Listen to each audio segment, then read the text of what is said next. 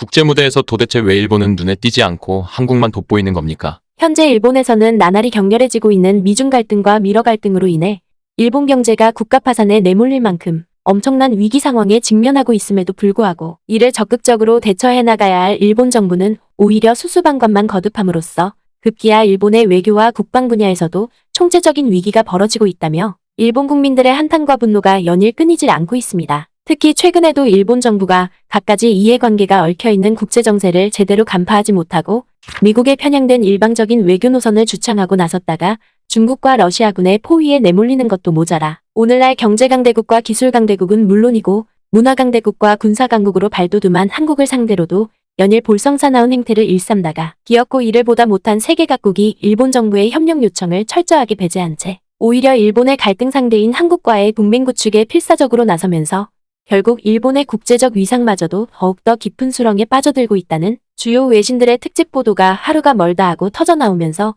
일본 정부를 아연 실색해하고 있는 상황입니다. 먼저 이와 관련해 벨기에의 유력 매체인 사이언스 비즈니스는 최근 유럽연합의 연구개발 프로그램인 호라이즌 유럽에서 영국의 참여가 무산되자마자 영국 정부가 이를 주도적으로 이끌고 있는 유럽연구위원회에 맞서 독자적인 글로벌 연구개발 동맹체를 구축키로 했다며 이를 대대적으로 보도했습니다. 그러면서 벨기에 매체인 사이언스 비즈니스는 최근 들어 북아일랜드 의정서에 대한 영국 정부와 유럽연합의 극심한 갈등으로 인해 지난 2021년에 브렉시트 합의의 일환으로 논의되어 왔던 영국의 호라이즌 유럽 가입 역시도 끝내 물거품될 위기에 놓였다고 보도했습니다. 이는 당초 영국 정부와 유럽연합이 영국의 브렉시트를 협상하는 과정에서 아일랜드와 국경을 맞대고 있는 북아일랜드를 유럽 단일 시장에 잔류시키기로 합의했지만 정작 북아일랜드 정치권에서는 영국과의 관계가 멀어질 수 있다며 이를 정면으로 거부하고 나서면서 끝내 북아일랜드 의정서가 무산될 위기에 내몰리게 됐고 이에 반발한 유럽연합 측 역시도 영국의 호라이즌 유럽 가입을 거부하는 상황이 벌어졌다는 것입니다. 때문에 벨기에 매체는 브렉시트로 촉발된 두 진영의 이 같은 팽팽한 신경전은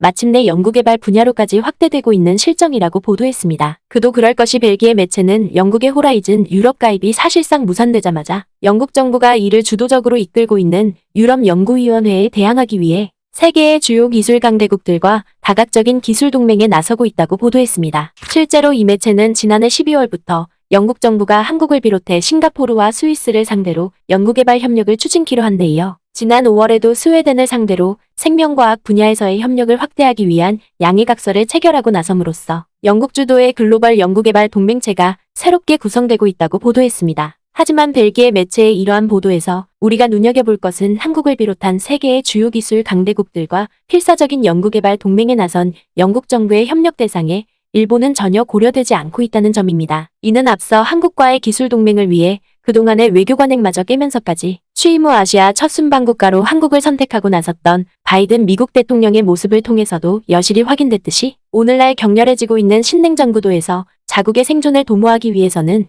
연일 경기 침체와 국력 쇠퇴에 내몰리고 있는 일본과의 협력보다는 오히려 세계 최고의 기술 강대국으로 자리 잡고 있는 한국과의 협력이 그만큼 영국의 국가적인 중대사로 자리 잡을 수밖에 없다는 것입니다. 그리고 영국 정부의 이 같은 행보에 더해 오스트리아 정부 역시도 한국과의 동맹이 다른 그 어떤 동맹보다 더 소중하다는 입장을 밝히고 나서면서 한국과 연일 대치 국면을 조성하고 있는 일본 정부를 곤혹스럽게 하고 있는 상황입니다. 이와 관련해 오스트리아의 유력 매체인 빈도보다는 지난 6월 23일을 기점으로 한국과 오스트리아의 수교가 130주년에 이를 만큼 해가 갈수록 두 나라의 동맹관계가 더욱더 견고해지고 있다며 이를 대서특필했습니다. 먼저 오스트리아 매체인 빈도보다는 최근 오스트리아 대통령이 한국과 오스트리아의 수교 130주년을 맞아 직접 자신의 트위터를 통해 이를 축하하는 메시지를 발표했다고 보도했습니다. 오늘 우리는 오스트리아와 한국의 외교 수립 130주년을 기념합니다. 두 나라는 지리적인 거리에도 불구하고 미래지향적인 협력과 훌륭한 인적 교류를 통해 서로를 가깝게 만들고 있습니다. 그러면서 오스트리아 매체는 자국 대통령의 이 같은 입장에서 여실히 확인했듯이 오늘날 한국은 오스트리아에 있어서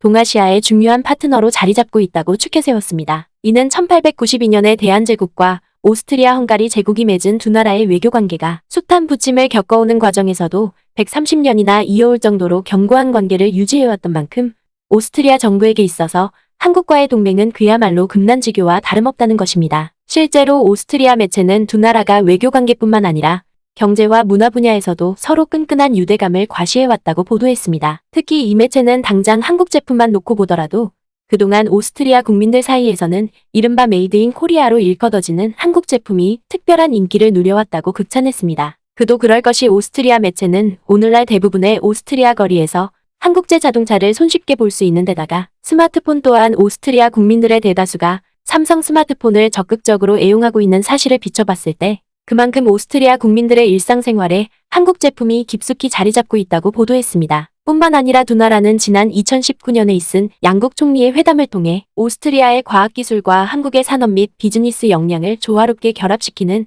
미래지향적인 협력을 함께 도모하고 나섬으로써 한국의 대기업들이 오스트리아에서 대규모 투자를 진행하고 있고 60개 이상의 오스트리아 기업들 역시도 한국의 아시아 거점 지사를 두고 나설 만큼 강력한 경제 협력 관계를 이어오고 있다는 것입니다. 또한 문화적인 측면에서도 한국과 오스트리아는 상호 보완적인 관계를 유지해왔는데 이는 모차르트로 대표되는 오스트리아의 클래식 음악과 훈데르트 바서의 건축 양식이 한국에서 지대한 영향력을 미치고 있고 오스트리아에서도 한국의 대중문화와 케이팝이 거센 열풍을 일으키고 있다는 것입니다. 실제로 오스트리아 매체는 여기에 더해 한국어를 배우려는 오스트리아 국민들이 해가 갈수록 급증을 거듭하고 있고 오스트리아 영화관들에서도 한국 영화가 잇따라 상영될 만큼 현재 오스트리아 국민들의 한국 열풍이 거세게 몰아치고 있다고 보도했습니다. 그리고 한국에 대한 오스트리아 사회의 이 같은 대대적인 환호와 열광에 더해 남미 대륙의 주요 기구인 태평양 동맹 역시도 한국을 상대로 이제껏 본 적 없는 사상 초유의 경제 동맹을 추진하고 나서면서 일본 정부를 사면 초가로 내몰고 있는 상황입니다. 최근 남미의 유력 경제 매체인 아메리카 이코노미아는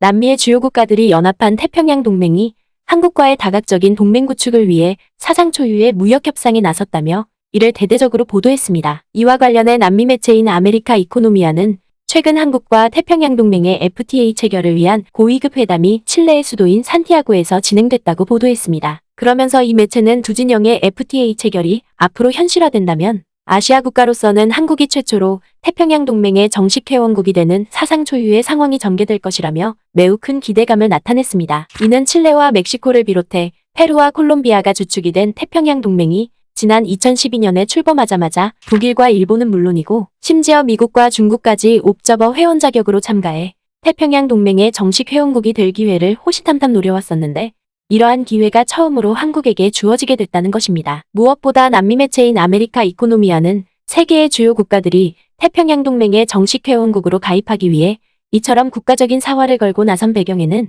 그만큼 태평양 동맹이 남미 대륙에서 막강한 경제적 위상을 과시하고 있기 때문이라고 보도했습니다. 실제로 태평양 동맹은 인구만 놓고 보더라도 2억 5천만 명에 이를 만큼 남미 대륙에서 가장 거대한 시장 규모를 형성하고 있고 무역 분야에서도 태평양 동맹의 전체 수출 규모는 6,270억 달러에 달할 정도로 세계 8위의 경제 규모를 보유하고 있을 뿐만 아니라 GDP 규모에 있어서도 중남미 대륙 및 카리브 해국가들의 전체 GDP를 통틀어 41%를 차지할 정도로 엄청난 경제 잠재력을 보이고 있다는 것입니다. 그러면서 이 매체는 태평양 동맹이 미국과 중국을 제치고 오늘날 기술 강국과 경제 강국으로 우뚝 선 한국을 상대로 이같이 파격적인 예우를 펼치고 나섬으로써 두 진영의 경제 동맹이 더욱더 탄력을 받게 됐다며 매우 큰 환호성을 터뜨렸습니다. 결국 세계 각국의 이러한 행보는 늘 끊임없는 기술 개발과 혁신에 매진해왔던 우리의 드높은 저력이 마침내 오늘날에 이르러서는 세계 각국에서 강대국으로 자리매김하기 위한 필수 요소로 인식되고 있음을 여실히 대변해주고 있는 것입니다. 영상을 재미있게 보셨다면 구독과 좋아요 부탁드리겠습니다.